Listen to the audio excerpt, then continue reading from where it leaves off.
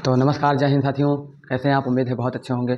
तो हमने जो कल चैप्टर पढ़ा था हमारा देश भारत, तो इसके विषय में आगे कंटिन्यू करते हैं। तो यहाँ से शुरू होता है कि भौतिक विभाजन। तो भौतिक विभाजन क्या होता है, कल थोड़ा सा ही बताया था। तो अब जैसे प्राकृतिक रूप से जो भी जैसे पहाड़ हैं, नदियाँ हैं, झीलें हैं, तो ये सब क्या है, भौतिक विभाजन। मतलब अपने आप ही देखो, जैसे पहाड़ है और नदी है, झील है, ये सब कैसे हुआ? अपने आप से ही बटे हैं। तट है, समुद्र है, खाड़ी है। ये देखो,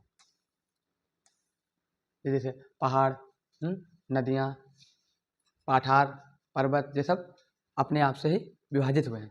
तो इसी चीज़ को कहते हैं भौतिक विभाजन। तो आगे चलने से पहले देख लेते हैं थोड़ा।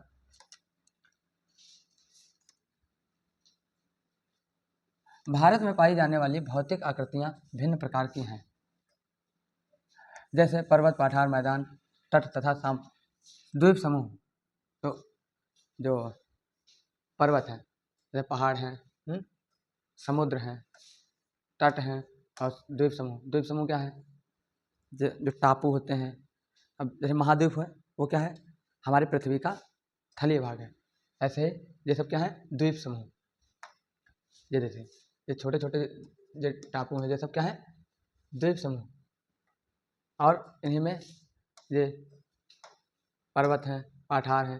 ये देखिए इधर जैसे ना हिमालय पर्वत है, इधर से लेकर इधर तक मतलब फैला हुआ है। अरावली पर्वत, कंचनजंगा, मतलब जितने भी पर्वत हैं सब इस साइड स्थित हैं। तो इसी चीज़ को आज हम कंटिन्यू करेंगे। तो भारत में पाई जाने वाली भौतिक आकृतियाँ हैं। अब जैसे पर्वत, पठार, पहाड़, मैदान। उत्तर में बर्फ से ढका हिमालय का कार्य करता है। ठीक है, जो उत्तर में क्या है, हिमालय पर्वत है, वो भारत को ठंडी हवाओं से बचाता है। क्योंकि कितना कितना मतलब ठंड पड़ेगी मानसून, तभी देखिए हिमालय पर्वत पे क्या है, अधिकतर क्या मतलब हमेशा वहाँ बर्फ़ पड़ा करती है हिमालय पर्वत पे। तो हिमालय पर्वत भी हम लोग की रक्षा करता है ठंडी हवाओं से। हाँ, इसीलिए क्या कहा जाता है इसे? हिमालय। हिम जमा आलय, मतलब बर्फ़ का घर। बर्फ़ का घर किसे कहा जाता है? हिमालय। हिमालय बर्फ़ के घर को कहा जाता है। हिमालय पर्वत को 3 मुख्य समांतर श्रृंखलाओं में बांटा जाता है। 3 मुख्य समांतर श्रृंखलाओं। सबसे उत्तर में स्थित है श्रृंखला जो बृहद हिमालय उत्तर में, ठीक है। और फिर है हिमाद्री, जिसे कहते हैं जो बृहद है उत्तर में, उसे हिमाद्री कहते हैं। हिमाद्री श्रृंखला, इसी श्रृंखला में विश्व का सबसे ऊंचा शिखर मध्य हिमालय, और जो मध्य हिमालय या हिमांचल हिमाद्री के दक्षिण में स्थित है। जो मध्य हिमालय है वह हिमांचल के हिमाद्री के दक्षिण में स्थित है। जो हिमांचल जो प्रदेश है उसके क्या है, दक्षिण में स्थित है। बहुत से लोकप्रिय पहाड़ी स्थान जहाँ स्थित हैं, जैसे 5 पहाड़ी स्थानों के नाम, जैसे अब क्या है, शिवालिक पर्वत है, शिवालिक पर्वत है, और तुम्हारे उत्तर के मैदान इधर आ जाते हैं फिर। तो मतलब बहुत सारे उधर पहाड़ हैं।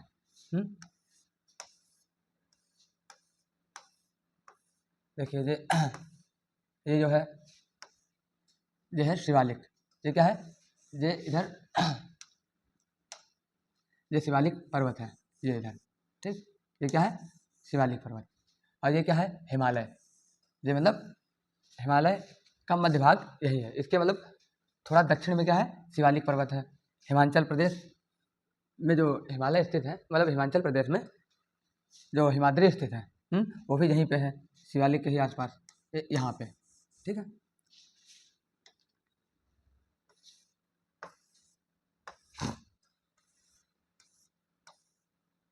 स्थित है। हिमालय के दक्षिण में भारत का उत्तरी मैदान स्थित है। जो भारत का उत्तरी मैदान, जो भारत का उत्तरी मैदान कौन सा है? जैसे पंजाब है, बिहार है, और जो मतलब सपाट जमीन जहाँ धान, गेहूँ, जौ, बाजरा, मतलब जहाँ खेती की जा सकती है, वो सब क्या है? मैदानी भाग में ही हम लोग, मैदानी भाग में जलोढ़ मिट्टी जो होती है वो बहुत उपजाऊ जमीन को बनाती है। तो भारत के उत्तरी मैदान यहीं स्थित है, ठीक है। उत्तरी मैदान स्थित है। समतल सपाट ये मैदान सिंधु गंगा ब्रह्मपुत्र तथा इनकी सहायक नदियों के द्वारा लाई जाने वाली जलोढ़ जो मिट्टी होती से निपेक्षण से बने हैं। नदियों के ये मैदान कृषि के लिए उपजाऊ भूमि प्रदान करते हैं। यही कारण है कि इन मैदानों में जनसंख्या अधिक है।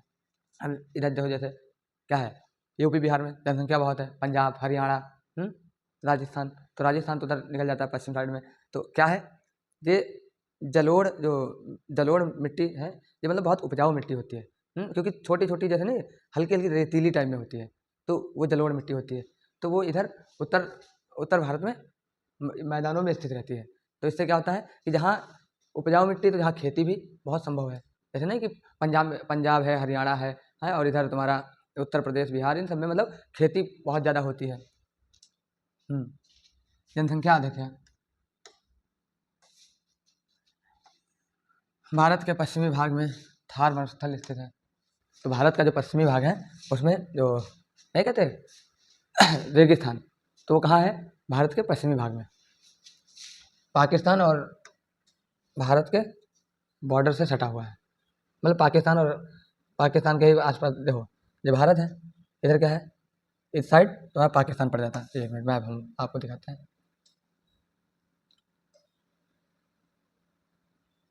ये देखिए, ये इस तरफ क्या पड़ जाता है, थार मरुस्थल, ठीक है, ये इधर मतलब इससे सटा हुआ है, ठीक है। तो ये पश्चिम में क्या है, थार मरुस्थल पड़ता है।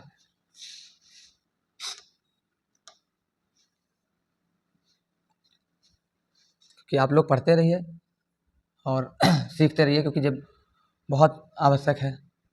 एक सेकेंड। तो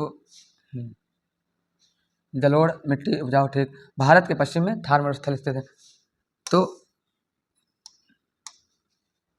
थार मरुस्थल भी हम लोग के लिए बहुत अच्छा है क्योंकि उधर से जो भी मतलब हवाएं चलती हैं, मतलब इधर से जो भी हवाएं चलती हैं वो पश्चिम की ओर जाती हैं। तो क्या होता है, वहाँ पेड़ पौधे तो है नहीं मरुस्थल में, क्योंकि मरुस्थल है तो वहाँ कोई भी पेड़ पौधे नहीं है। तो लेकिन वहाँ नहीं है, लेकिन उसके दूसरे भाग में वो बहुत उपजाऊ बन जाता है इस चीज़ के लिए, ठीक है। स्थित है। यह शुष्क गर्म तथा रेतीला है। जो थार मरुस्थल है वहाँ यदि मतलब कोई भी रेगिस्तान में जाए तो वहाँ नंगे पैर तो कोई खड़ा ही नहीं हो सकता, क्योंकि वहाँ जहाँ रेतीला है वहाँ पानी की भी कमी, पेड़ पौधे नहीं, तो हवा है लेकिन पेड़ पौधे नहीं है, लेकिन वहाँ पेड़ पौधे उगाए नहीं जा सकते। तो वो बहुत रेतीला है, गर्म है। क्योंकि गर्मियों जैसे दिन में क्या होता है, वहाँ बहुत तेज, इतनी तेज वहाँ की ज़मीन जलेगी, आप खड़े नहीं हो सकते। लेकिन रात में वहाँ ठंड पड़ने लगती है, क्योंकि जो रेतीला और बलुअड़ जगह होता है वो बहुत मतलब जैसा मौसम रहेगा वैसे तुरंत चेंज हो जाता है, ठीक है। तो इसमें यही है कि गर्म है और शुष्क है, मतलब सूखी हवाएं चलती हैं और गर्मी बहुत पड़ती है। तो इसीलिए कहा जाता है कि सभी लोगों से कि पेड़ लगाओ। तो ये बहुत आवश्यक होता है, ठीक है। आप लोग पढ़ते रहिए, और क्योंकि आप ही लोगों के लिए हम पढ़ा रहे हैं, आप लोग ध्यान से पढ़िए, मन से पढ़िए, जगते रहिए, सोना नहीं कोई भी, ठीक है। आप सभी लोग बिल्कुल मन से पढ़ो, कोई दिक्कत नहीं। यहाँ वनस्पति की मात्रा बहुत कम होती है। ये अब जैसे थार मरुस्थल है, देखो जो थार मरुस्थल है उसमें क्या है, वनस्पति तो है नहीं, लेकिन क्या है, कटीले पेड़ जो नहीं, जिनको कैक्टस कहते हैं, तो वो पेड़ ज़्यादा वहाँ उगते हैं, ठीक है, उगते हैं। उत्तर मैदान के दक्षिण में प्रायद्वीप पाठार है। जो उत्तर मैदान है उसके दक्षिण में प्रायद्वीप पाठार है। पाठार कैसा होता है, अब जैसे मान लो क्या है, ये समतल जमीन है, ठीक है। अब इस पे जो ऐसे मान लो पहाड़ हैं, जो मतलब छोटे छोटे टीले टाइप में बने हैं, तो ये क्या है, पाठार कहलाते हैं। तो ये क्या है, उत्तरी मैदान के दक्षिण में, जो उत्तरी मैदान है उसके दक्षिण, मतलब जैसे मान लीजिए जो ये उत्तर है, इसके नीचे जो मान लीजिए दक्षिण, और ये क्या है, ये तुम्हारा जो उत्तर जो दक्षिण, ठीक है। तो इसके नीचे वाले भाग में क्या है, प्रायद्वीप पाठार है, ठीक है। तो इस प्रकार से तो स्थित है। प्रायद्वीप पाठार कहाँ स्थित है, उत्तर मैदान के दक्षिणी भाग में। जैसे कि आप लोगों से कोई पूछ ले कि प्रायद्वीप कहाँ स्थित है, तो कहाँ बताएंगे आप लोग, उत्तर के उत्तर के दक्षिणी मैदान में, ठीक है, उत्तरी मैदान के दक्षिणी भाग में। तो ऐसे ये प्रायद्वीप पठार वहाँ स्थित है, ठीक है। और आप लोग कमेंट भी कर सकते हैं, यदि आप लोगों को कोई चीज़ नहीं समझ में आ रही तो आप लोग बता सकते हैं। पठार स्थित है, इसकी आकृति त्रिभुजाकार है। जो ये पठार है कैसे है, इस प्रकार से देखो, ये ठीक है, एक मिनट, जो इस प्रकार से, ये मतलब त्रिभुजाकार, ठीक है, इनकी आकृति ऐसे ही है। इसका धरातल काफी ऊंचा नीचा है, ये उबड़ खाबड़ होते हैं। कैसे होते हैं, उबड़ खाबड़, जैसे मान लीजिए ऐसे, तो इतने भी नहीं होते, लेकिन इससे कम होते हैं, लेकिन उबड़ खाबड़ होते हैं। इस क्षेत्र में बहुत सी पहाड़ी श्रृंखलाएं तथा घाटियां स्थित हैं। अब आप लोग पूछेंगे घाटियां क्या है?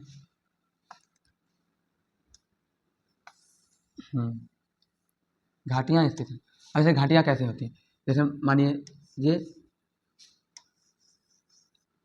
ये मान लीजिए पहाड़ है, जो इसके बीच की जो जगह होती है ये घाटी होती है। जैसे नहीं कहते हैं कि बहुत सारे ऊंचे से पहाड़ हैं, उसके जो बीच की जगह बचती है उसे घाटी कहते हैं। काफ़ी ऊंचे नीचे हैं। क्षेत्र में बहुत सी पहाड़ी श्रृंखलाएं तथा घाटियां हैं, क्योंकि जहाँ पहाड़ होंगे वहीं घाटियां होंगी। घाटी कैसे बनती हैं? जब पहाड़ होते हैं उसी का निचला भाग क्या घाटी कहलाता है। इसके उत्तर पश्चिम में अरावली पर्वत श्रृंखला है, जो धरातल के काफ़ी ऊंचे नीचे। इस क्षेत्र में बहुत सी पहाड़ियाँ और घाटियाँ स्थित हैं। इसके उत्तर पश्चिम में, जो उत्तर पश्चिम, ठीक है, इधर अरावली पर्वत स्थित है, जो विश्व की सबसे पुरानी श्रृंखला है। जो विश्व की सबसे पुरानी श्रृंखला कौन सी है?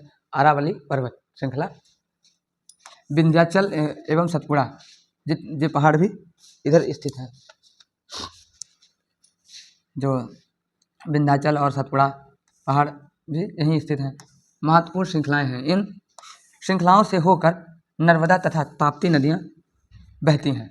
ये पश्चिम की तरफ बहने वाली नदियां हैं, जो अरब सागर में गिरती हैं। ये तुम्हारे जो भी पहाड़ है, ये किस तरफ है? राजस्थान की तरफ। इधर से जो नदियां होती हैं ये सब अरब सागर में गिरती हैं। जैसे ये देखिए, इधर से जो भी नदियां आएंगी, ये देखिए, ये सब अरब सागर में गिरती हैं। इधर ही ये देखिए, यहाँ पे भारतीय मरुस्थल है, जो थार मरुस्थल है वो कहाँ है? ये पाकिस्तान से सटा हुआ है। जो थार मरुस्थल है कहाँ है? पाकिस्तान से सटा हुआ है। और इधर ही विंध्याचल पर्वत सतपुड़ा है, ये देखिए, ये सतपुड़ा है, विंध्याचल है, ये मतलब ये सब राजस्थान के ही क्षेत्र में। इधर ही चंबल नदी है। अब जैसे कहीं कहीं पूछ लिया जाता है, जो सुंदरबन का डेल्टा होता है वो कहाँ है? ये देखिए, इस क्षेत्र में जो है सुंदरबन का डेल्टा। इसमें कौन कौन जो नदियाँ हैं? जैसे ब्रह्मपुत्र है, गंगा है और एक मेघना, 3 नदियों से मिलकर ये सुंदरबन का डेल्टा भी बनता है।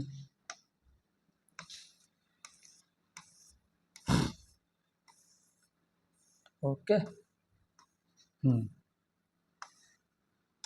घाटियां स्थित हैं।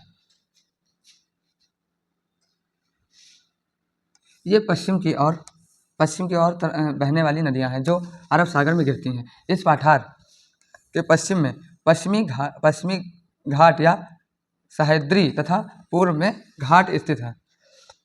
पश्चिम घाट का विस्तार एक समान रूप में है, जबकि पृथ्वी, एक मिनट, यदि आप लोगों को समझ में ना आए तो आप लोग बता सकते हैं। ओके, हाँ, पूर्व में घाट, एक सेकंड, पूर्व में पूर्वी घाट स्थित है। पश्चिम घाट का विस्तार एक रूप में, जबकि पूर्वी घाट बीच बीच में टूटा हुआ है। जो पूर्वी घाट है, जैसे नहीं होता कि जो घाट होते हैं थोड़े टूटे हुए होते हैं।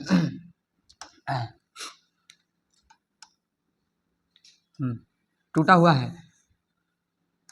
आसमान इन पठारों में खनिज जैसे कोयला एवं लोहे अयस्क की प्रचुरता है। जो इधर ये जो पठार हैं, सह्याद्री घाट और इधर जितनी भी मतलब घाट हैं और पठार हैं, इनमें क्या है, लोहा है, अयस्क है, जो मतलब खनिज पाए जाते हैं। अब जैसे राजस्थान में क्या होता है, जो सोना भी निकाला जाता है, क्योंकि उस क्षेत्र में क्या है, सोना है, हीरा है, मतलब अयस्क बहुत पाए जाते हैं। पश्चिम घाट के पश्चिमी में तथा पूर्वी घाट के पूर्व में तटीय मैदान मिलते हैं। पश्चिम तटीय मैदान काफ़ी सकरे हैं, पूर्व तटीय मैदान सकरे हैं। अब अपेक्षाकृत चौड़े हैं, देखो, हाँ, तटीय मैदान है, अपेक्षाकृत चौड़े हैं। यहाँ पूर्वी की ओर बहने वाली कई नदियाँ हैं, जैसे महानदी, गोदावरी, कृष्णा तथा ताप्ती, कावेरी बंगाल की खाड़ी में गिरती हैं। जैसे नदियाँ क्या हैं, बंगाल की खाड़ी में, जैसे कृष्णा है, गोदावरी है और महानदी है, कावेरी है, ये सब बंगाल की खाड़ी में गिरती हैं। आपने मुहाने पर उपजाऊ डेल्टा का निर्माण भी बंगाल की खाड़ी में गंगा एवं ब्रह्मपुत्र नदियों के मुहाने पर सुंदरवन का डेल्टा स्थित देखा। अब जैसे जो सुंदरवन का डेल्टा है, ये 3 नदियों से मिलकर बनता है। कौन कौन है? गंगा है, ब्रह्मपुत्र है और मेघान, एक मेघाने कोई नदी है। तो ये 3 नदियाँ जब मिलती हैं, बंगाल की खाड़ी में गिरती हैं, उसमें क्या होता है, सुंदरवन का वही मतलब सबसे बड़ा डेल्टा माना जाता है। विश्व का सबसे बड़ा डेल्टा कौन सा है? सुंदरवन का डेल्टा। ये क्वेश्चन में भी आप याद कर सकते हैं। अब जैसे कोई भी क्वेश्चन है, कोई पूछ ले कि सुंदरवन का डेल्टा कहाँ स्थित है, तो कहाँ? बंगाल। ये देखिए, ये महानदी है, ये गंगा, ब्रह्मपुत्र, ये सब क्या है, बंगाल की खाड़ी। देखिए, कहीं भी नदियाँ आएंगी, सब क्या है, इधर की जितनी भी नदियाँ हैं, सब बंगाल की खाड़ी में गिरती हैं। इधर जो सुंदरवन का डेल्टा है, ये यहीं पे स्थित है।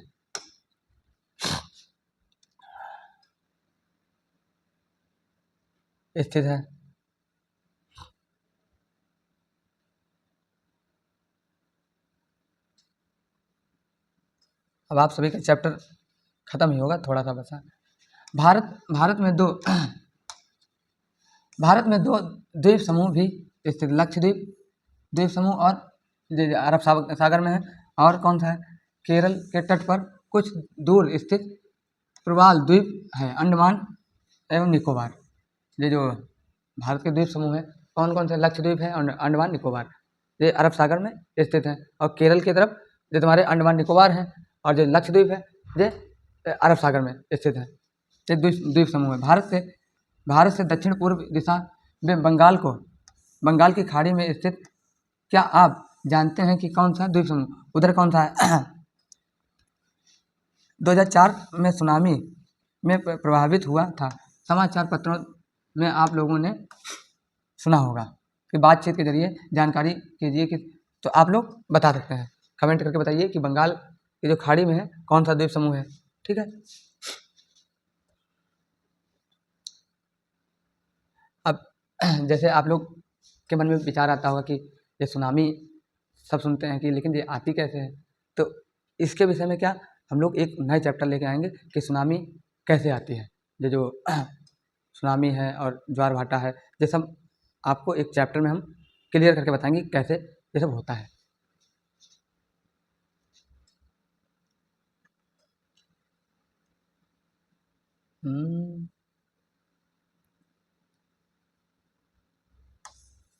अब ये देखिए, ये इधर क्या है, हिंद महासागर। ये देखिए, हिंद महासागर, ये मतलब पूरा हिंद महासागर है। और ये इधर क्या है, लक्षद्वीप समूह। ठीक है, ये छोटे छोटे हैं, ये हैं, ये सब लक्षद्वीप समूह। और इधर ही अंडमान निकोबार है। ये देखिए, ये है अंडमान निकोबार, ये इधर अंडमान निकोबार है।